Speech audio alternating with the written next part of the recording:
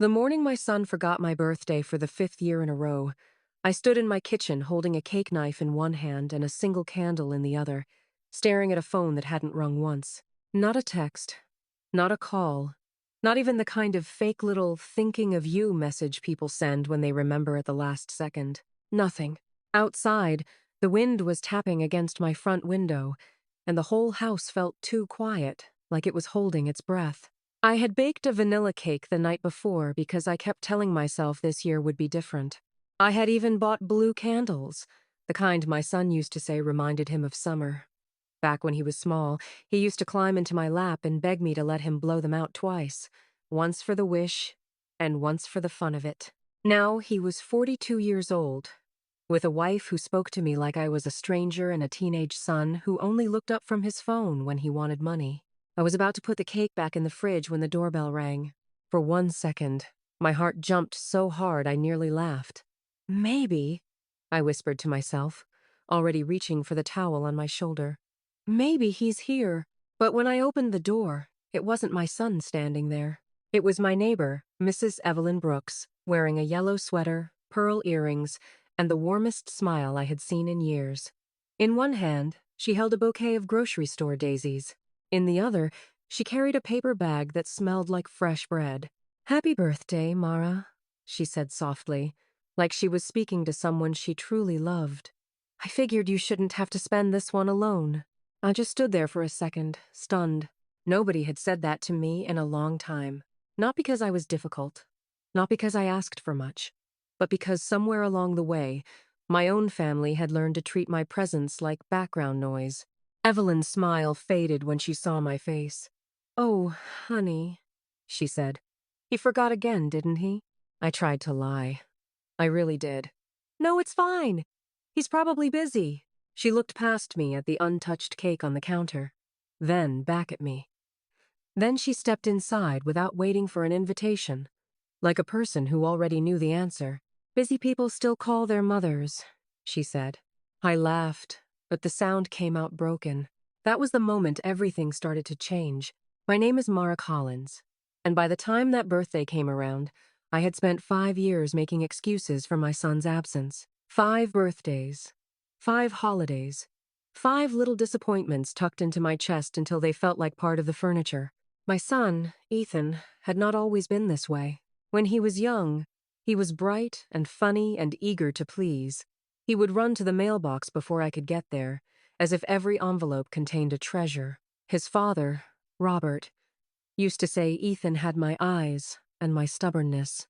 Robert was a good man, the kind who fixed things without making a show of it. He worked long hours at the machine shop, came home smelling like metal and machine oil, and still found time to sit at the table and help Ethan with math.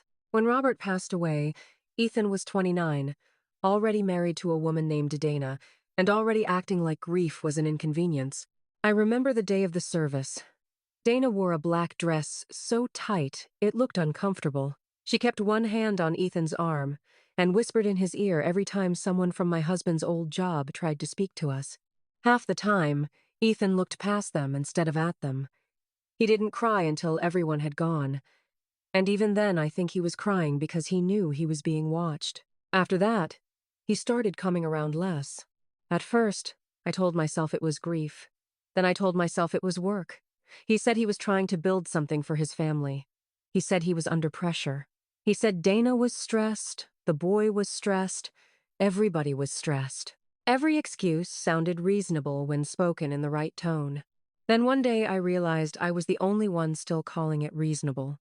Ethan and Dana lived 20 minutes away in a newer neighborhood, with houses all the same color and lawns clipped so short they looked artificial. They had one son, Tyler, who was 15 and too old to talk to his grandmother unless he needed a ride or a favor. Their house had a 3-car garage, a backyard fire pit, and a kitchen with a giant island where nobody sat together for dinner. My house, by comparison, was older and smaller, but it was paid for. Robert and I had bought it before Ethan was born. We had spent years patching the roof, repainting the trim, and planting the hydrangeas out front. Every corner held a memory.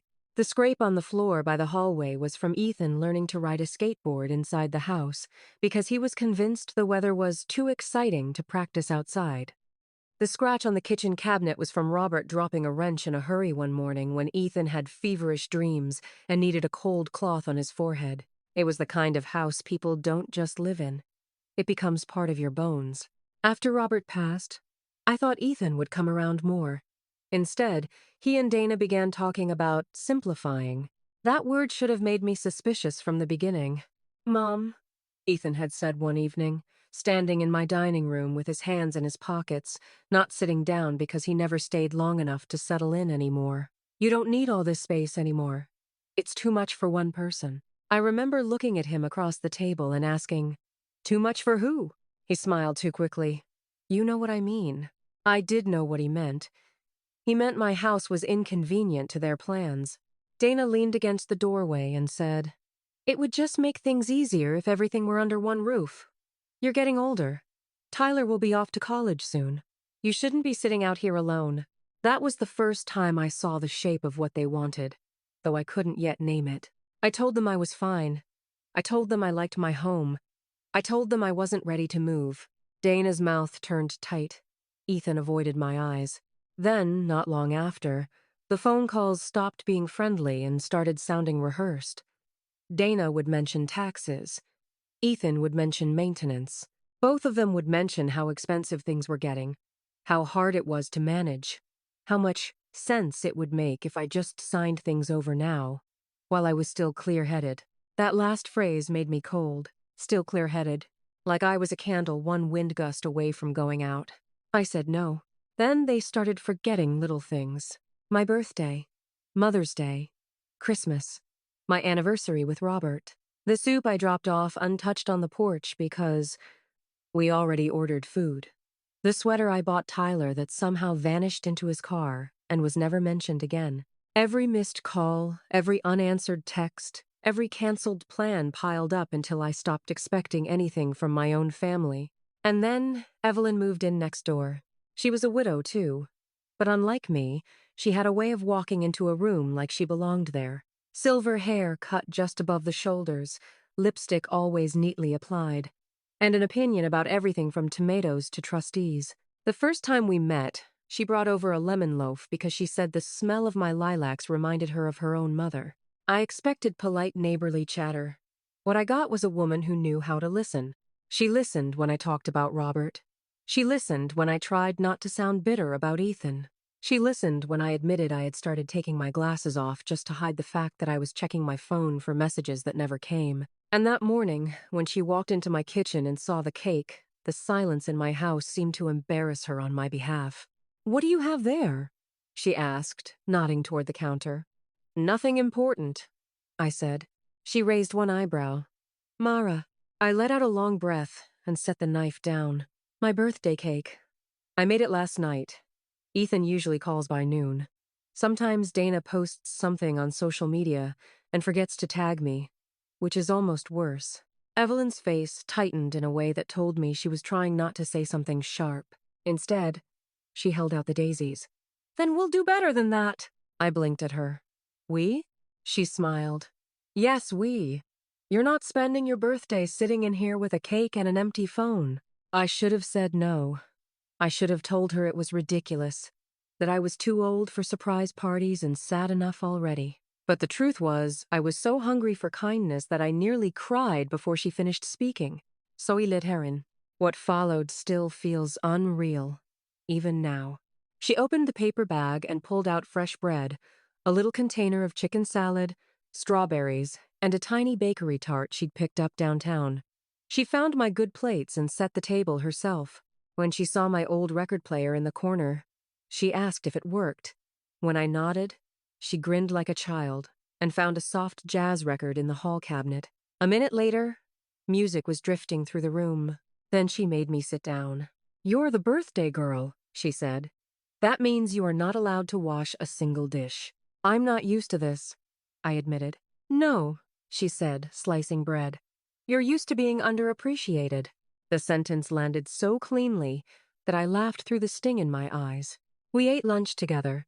She made me tell stories about Robert, and for the first time in months, I didn't feel silly talking about the way he used to dance in socks on the kitchen floor. Evelyn laughed at the right places, and listened at the right ones. Then, right as I was starting to relax, she leaned back and said, "Now, tell me the truth." I looked at her. "About what?" "About your son." I hesitated. She reached for her tea and said, "I've lived long enough to know when a family has started circling a house instead of a person." That was the moment I told her everything. The forgotten birthdays, the pressure, the house, Dana's little comments, Ethan's weird mix of affection and impatience, the way they'd begun asking where I kept my important papers, whether I had updated my beneficiary forms, whether I had made plans in case anything happened. Evelyn was quiet for a long moment after I finished. Then she said, "Do you have a will?" "Yes." "Updated?" I nodded. After Robert passed, I had everything looked over. "And your house?" "In my name." She stirred her tea slowly. "Good." Her tone made me stare. "Why?" She looked at me, and for just a moment the warmth in her face disappeared, replaced by something sharper. "Because I'm going to tell you something, and I need you not to panic." My stomach tightened. "Your son has been seen meeting with a man from the title office twice in the last month," she said. I felt the blood drain from my face. "What?" "I didn't know whether to say anything until I had more than a hunch," she continued. "But this morning I saw him outside your house when you were still asleep. He wasn't here to bring you flowers." I sat back so fast my chair scraped the floor. "He was here?" "Yes." "For what?" Evelyn lowered her voice. "He was taking pictures of your front door, your locks, and your mailbox. He also looked in your window." The room seemed to tilt. "No," I said, already shaking my head. "No, that can't be right." "I wish it wasn't," she said. "But I saw him." My mouth went dry. "Maybe he was just checking on me." Evelyn gave me a sad smile. "Mara, men who are checking on you don't hide around the side of your house and leave when they're spotted." I wanted to defend Ethan. I wanted to say there had to be a misunderstanding, that my son wasn't cruel enough to do something like that. But a stubborn little memory floated to the top of my mind then, something I had ignored because I didn't want to know what it meant. 3 weeks earlier, Ethan had called asking whether I kept my house deed in the filing cabinet or the safe. I had laughed and told him I kept all my important things in the same blue folder in the top drawer of the desk in my bedroom. He had said, "Oh, good. That's organized," in a tone that sounded too casual to be casual at all. When I remembered that, my skin prickled. Evelyn reached into her purse and pulled out a folded slip of paper. "I have a friend named Nolan Pierce, retired attorney. He specializes in estate disputes. He owes me a favor." I looked at the card but didn't touch it. "I'm not trying to scare you," she said, "but I am trying to help you get ahead of whatever this is." I stared at the card until the phone on the counter lit up. "Ethan." My heart pounded so hard I could hear it in my ears. I answered on the second ring. "Hey, Mom," he said, voice smooth as a newly cleaned table. "Happy birthday." The words hit me harder than if he had said nothing at all. "Thank you," I said carefully. "Sorry I didn't call earlier. Tyler had practice, Dana had a meeting, and I got caught up at work." I looked across the table at Evelyn, who said nothing, only watched me with a face that said, "Tell me you are hearing this too." "It's fine," I said. "I figured maybe we could stop by tomorrow," Ethan said. "Nothing big. Just dinner. Dana wants to bring over a cake." "A cake?" I nearly laughed. "That's nice," I said. There was a pause. "Mom, are you alone?" The question was so oddly timed that it chilled me. "No," I said. "Evelyn is here." Another pause. "Your neighbor?" "Yes." I heard a change in his breathing. It was small, but I knew my son. That tiny pause meant something had slipped sideways in his mind. "Oh," he said. "Well, that's good." I could almost see him putting his mask back on. Then he said, "Listen, before I forget, I need to ask you something." There it was. "Of course you do," I said, not even trying to hide the disappointment in my voice. He chuckled lightly, as if I'd made a joke. "You're in a mood because I'm calling late." "No, Ethan. I'm in a mood because you forgot my birthday again." He sighed like I was exhausting him. "Mom, come on." "Come on, what?" "It's not like we don't care." "Then why does it keep happening?" He was silent. I could hear Dana in the background saying something sharp and quick. Then Ethan lowered his voice. Can we talk tomorrow about the house? And just like that, the truth stepped into the light. Not softly, not slowly, all at once. I felt Evelyn's eyes on May. I said, "No." Ethan exhaled hard. "Mom." "No," I repeated. "We are not talking about the house tomorrow or next week or ever until you tell me what's going on." "What are you talking about?" "The title office," I said, and his silence told me enough. "The man you've been meeting with, the pictures you took of my house." Now he sounded offended. "Who told you that?" I looked at Evelyn. She gave me the smallest nod. "I have eyes," I said. "Mom, you're misunderstanding." "Then explain it." But of course he didn't. He couldn't. So he did what people do when they've been caught. He got irritated. "You know what?" he said, voice tightening. "Forget it. I was trying to help you. By taking pictures of my door? There are safety concerns." "Since when?" "Since you started being paranoid." That word hit like a slap. Paranoid. After all the years I had spent making his life easier, after the endless excuses I'd made for him, after the dinners and the babysitting and the emergency loans and the birthday cards with cash tucked inside because he said they were tight this month, he was calling me paranoid. Something inside me went very still. "I'm hanging up now," I said. "Mom, don't do this." I said I'm hanging up. Mara. I ended the call. For a moment, all I could hear was the soft crackle of the record player in the living room. Then Evelyn reached across the table and covered my hand with hers. "Now," she said, "we begin." By the time Nolan Pierce arrived that afternoon, I had gone through my filing cabinet twice, my safe once, and the blue folder so many times I practically knew every crease in it by heart. Nolan was a thin man with sharp eyes and a voice that sounded like he had spent years talking people out of foolish choices. He reviewed my paperwork while Evelyn stood nearby in the kitchen, pretending not to listen. When he finished, he looked up slowly. "Well," he said, "you were right not to sign anything." I frowned. "I never signed anything."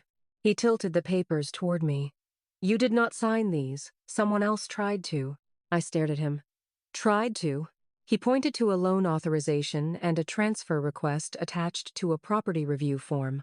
My name was on all of it. My signature was almost perfect. Almost. I felt the room go cold around me. Nolan continued. "These were submitted with your property information attached. If processed, it would have opened a line of access to the home equity and possibly changed the control language in your living trust." I could barely breathe. Who would do this?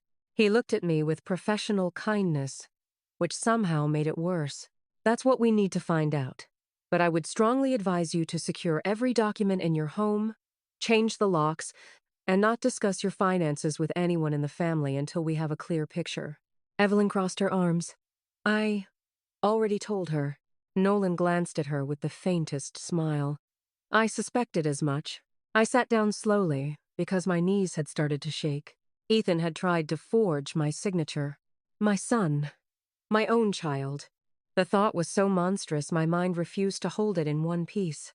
"No," I whispered. He wouldn't. Nolan didn't argue. He didn't need to. He only slid the papers toward me. "He already has," he said. I didn't sleep that night. I lay in bed staring at the ceiling while the house made its usual sounds. The pipes sighing, the floor settling, the old air conditioner kicking on and off. But everything felt different now, as if the walls had learned a secret and were waiting to see what I would do with it. I kept thinking about Ethan as a boy. Ethan with a skinned knee, crying because his bike chain had slipped. Ethan with his lunch money spread on the counter, counting pennies for a game card. Ethan hiding behind my legs when he was 7 because he didn't want to talk to the dentist. How does a child like that become a man who thinks his mother is an obstacle to remove? By morning, I had my answer. People do not transform overnight. They reveal themselves slowly when greed tells them they can get away with it. The next day, I changed the locks. A day later, Nolan filed a protective alert with the title company and froze any unauthorized changes. Then he helped me review the will Robert and I had drawn up years earlier. It turned out, Robert, who had trusted almost everyone but especially his son, had included a clause I had never fully appreciated. If I remained in the home, it stayed mine. If I chose to leave it, The property could only be sold under conditions that protected my share and required full consent under legal review. In other words, Ethan could push, scheme, and pressure all he wanted. He could not simply take the house. When Nolan explained that, something deep inside me unclenched. The next few days were a strange mix of heartbreak and clarity. I began seeing the little moments I had once ignored as pieces of a larger pattern. Dana asking casual questions that weren't casual. Tyler snooping in my bedroom while everyone thought I was in the garden. Ethan helping me carry boxes, and appearing to glance at the blue folder on my desk a little too often. One afternoon, Evelyn and I were sitting on her porch when I saw Ethan's truck slow as it passed my house. He didn't stop. He just drove by slowly, as if he were looking for something. Evelyn watched it too. "He's nervous," she said. "How can you tell?" "Because people who are sure of themselves don't circle the block like a hawk." I let out a shaky breath. "He's my son." "I know," she said gently. "That's why it hurts." I turned toward her. "Why are you helping me like this?" She was quiet for a moment, then looked down at her hands. "Because I know what it's like to be alone in a house people think belongs to them." I waited. "My husband's brother spent 2 years trying to talk me into signing over half our home after my husband passed," she said. "He kept calling it practicality. Then he called it family responsibility. Then he called me emotional when I said no." I stared at her. She gave a small, humorless smile. "Men like that always call women emotional when they can't control the outcome." It was the first time I truly understood Evelyn herself. The polished confidence, the strong opinions, the sharp instinct. She wasn't just my neighbor. She was a woman who had survived being underestimated. And now she was helping me survive too. A week after my birthday, Ethan finally showed up at my door. He came alone, which should have reassured me but didn't. He looked tired, jaw tight, eyes shadowed, wearing the same expression he'd worn when he was younger and knew he'd done something wrong but hoped I loved him enough not to make a scene. He stepped onto the porch and said, "Can we talk?" I stood in the doorway and said, "About what?" "Inside." "No." He glanced at the changed lock set, and for a fraction of a second, his face hardened. Then he smiled. "You had the locks changed?" "I had them changed after someone tried to mess with my property." His mouth twitched. "You really are spiraling." The old me would have retreated from that. I would have softened, apologized for sounding dramatic, made him a sandwich, and let him think he still controlled the temperature in the room. "Not this time. Say what you came here to say," I told him. He looked around, then leaned closer. "Mom, this has gotten out of hand. Dana is upset, Tyler is upset, and people are asking questions." "What people?" "Everybody." That was a lie so obvious it almost made me laugh. "I know about the paperwork," I said. He went still. "I know about the fake signatures," I continued. "I know about the title office. I know about the pictures." His face changed in small increments. Surprise, denial, then anger. "I was trying to protect you," he snapped. "From what?" "From yourself." The words were so arrogant, so polished in their cruelty, that I felt something inside me finally break free. "You forged my name," I said, my voice low and steady. "And you want me to believe that was for my protection? You don't understand the situation." "Then explain it." He threw his hands up. "We need the house assets to stabilize everything." There it was. Need the house assets. Not I need help. Not we're struggling. Not I made a mistake and got desperate. Assets. I stared at him. "You wanted my house." "We needed flexibility." "For what?" He hesitated, and in that hesitation I knew. Dana had been gambling online. Not in some dramatic way that makes the news, but in the hidden, ugly way people do when they think they can win back what they already lost. Ethan had taken out lines of credit to cover temporary shortfalls in his landscaping business. Tyler's private school tuition had gone unpaid for months. Their second car was behind on payments. A contractor had filed a lien. Dana's sister was involved in some kind of side business that was not nearly as clean as she claimed. And all of it had been held together by one delusion, that my home could be turned into a bailout without me noticing. I didn't need him to say it. I saw it in his eyes. "You were going to take it," I said. His jaw flexed. "You were never going to leave it to anyone else." I felt my breath catch. That was the real wound. Right there. Not just that he wanted my house, that he thought I was already dead enough to him to justify stealing from me. You haven't even asked how I was doing, I said. He frowned, as if I'd changed the subject. For 5 years, I said. You've forgotten my birthday. 5 years. Not once did you apologize like you meant it. Not once did you show up because you wanted to see me. It was always because you needed something. He stared at me. I raised you, I said. And now my voice shook. I fed you, clothed you, stayed up with you when you were sick, sat through every school event, every broken bone, every heartbreak. I loved you so much, I ignored every warning sign because I thought maybe I was being unfair. His face flickered. And this, I said, pointing at him with a hand that suddenly felt ancient. This is what I get for that? He looked away first. That should have hurt less than it did. It didn't. Mom, he said more quietly, you're making this bigger than it needs to be. I laughed once, bitter and sharp. Bigger? Ethan, you tried to steal my house. He stepped forward. We were going to pay it back. You mean after you sold it? He didn't answer, and that was answer enough. My son, the boy who once cried over a broken bike chain, had come to my porch prepared to lie to my face because he thought I was too lonely to push back. Then Evelyn appeared at her own front gate with her phone in hand. Ethan froze. She lifted the phone slightly. I've got the whole thing, sweetheart. He turned red in a way I had never seen before. You've been spying.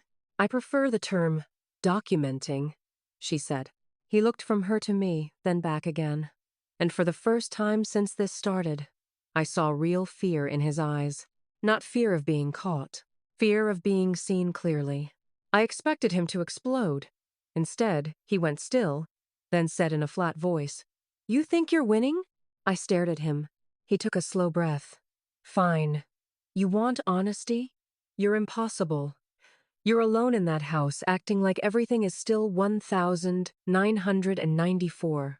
We've been carrying you for years. I felt the porch beneath my feet harden into stone. You've been carrying me? Yes. Every holiday, every visit, every little thing. Dana's right. You make everything harder. I think that was the moment I stopped loving the version of him he had let me believe in, because now he wasn't just cruel. He was eager to justify it. I'm your mother, I said. He scoffed. Exactly, that's the problem. You still think that means something. I will not pretend I stayed calm after that. I remember telling him to get off my property. I remember his face when I said I had already spoken to Nolan. I remember the small jolt of panic that crossed his eyes when I mentioned the frozen title filings. I remember him starting to say, Mom, don't do anything stupid. And me answering, the stupid thing was trusting you. He left after that, slamming the screen door hard enough to rattle the glass. I stood there trembling long after his truck disappeared down the street. Then Evelyn came over and put her arm around me. That, she said, was the sound of a man realizing the floor just moved. The weeks that followed moved fast. Nolan filed papers. The title company flagged the attempted transfer. A forensic review traced the submitted documents back through an account tied to Dana's side business. The pressure Ethan had been putting on me, the unauthorized requests, the fake signatures, the financial manipulation, it all became part of one very ugly pattern. There was no dramatic arrest in handcuffs, no shouting on the front lawn, no movie-style collapse. Real consequences are slower and meaner than that. There were interviews, meetings, notices, fees, frozen accounts, a lawsuit from one of Dana's creditors, a formal inquiry into the way several documents had been handled. Ethan lost his business lease when the lien hit.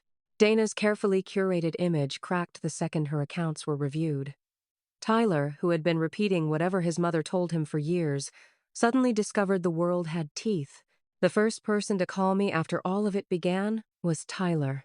He called from a number I didn't recognize and said, in a voice so small it startled me, Grandma? I sat down at the kitchen table. Tyler? There was a pause, then a sniff. I didn't know. I closed my eyes. He was still a child, even at 15.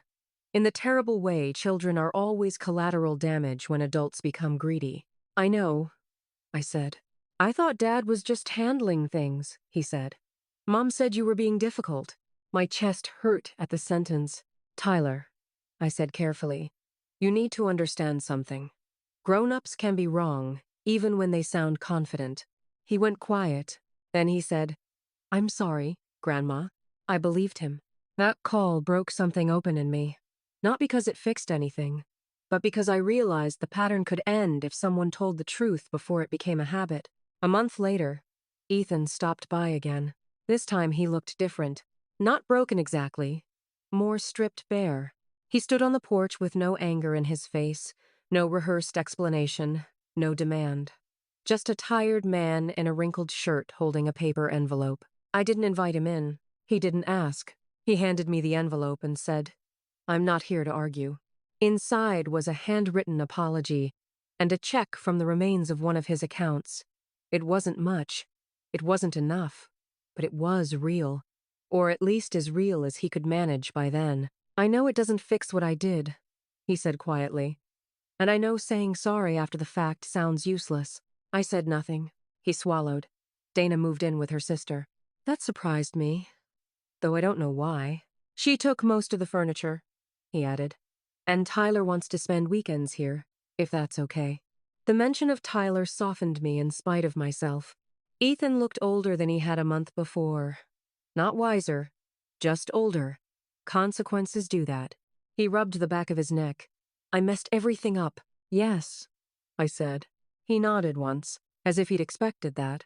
Then, in a voice I barely recognized as his, he said, I forgot your birthday because I kept forgetting who you were supposed to be in my life. I stared at him. He kept his eyes on the floor. You were supposed to be the person who would always still be there, no matter what.